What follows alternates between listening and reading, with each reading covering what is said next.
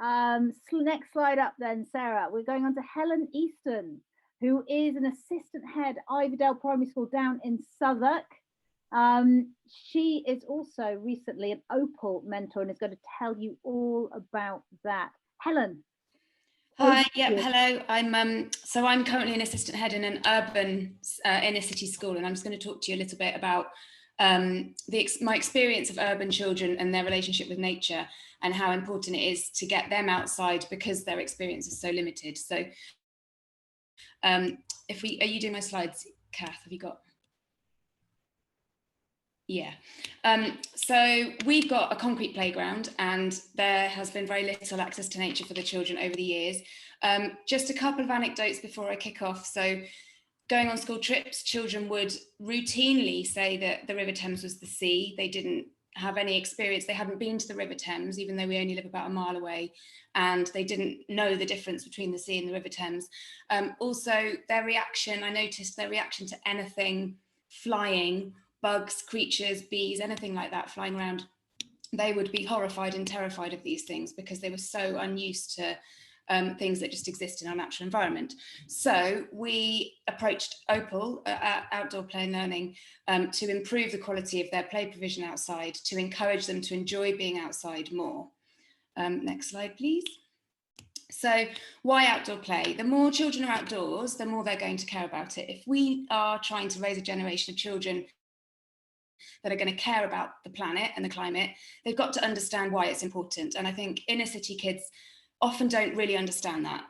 So we need to get them outdoors, they need to enjoy it more, and then they'll start to care about it more.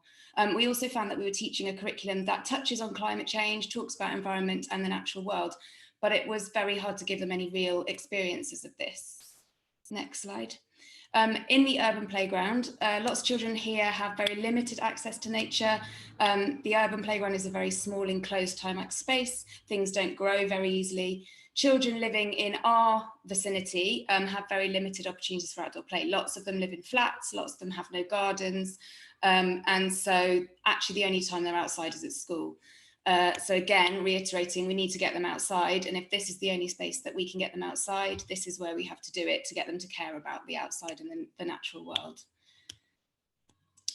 Why OPAL? So I'm going to quickly talk to you about OPAL because it was through Outdoor Play and Learning that we really transformed play here.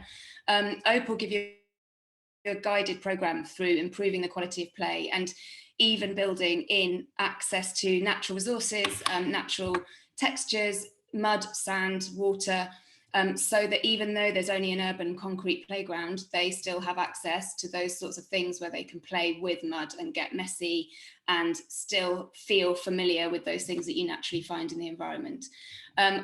Through OPAL, children in all settings can learn the value of the outdoors. Through OPAL, honestly, the experience that they have is just amazing. Our urban playground has become more like a festival site. The feel there is like a festival feel, and the children are getting messy and muddy and wet, and they're making loads of bug hotels. I think Dan just mentioned making bug hotels.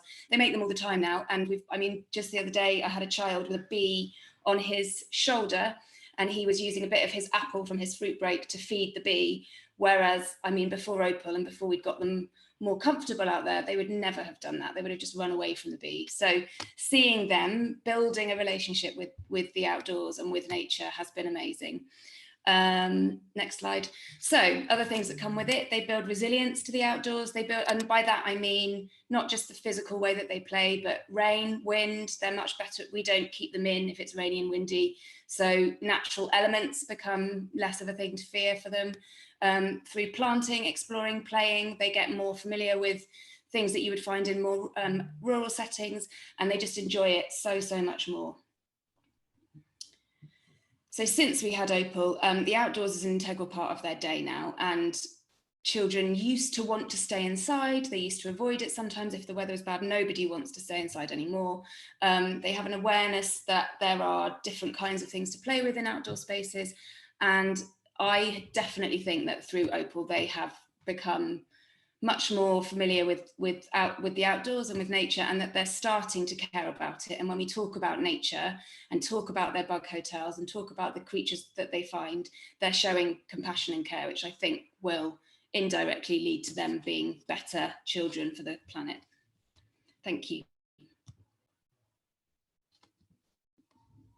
Oh, Helen, I'm gonna think of that story of the bee on the shoulder every time. For a Southwark based, because am I right that you've got virtually no green space? No. Like, just to shift somebody's thinking to thinking like being, because we know most of us are scared of flying things, but to then be feeding, oh. Yeah, it was amazing. Oh, anybody that wants to know more about Helen's work, she did do a lovely presentation at our OPAL conference last week as well, and we will be getting her back to do more Teach Meets for London, I am sure.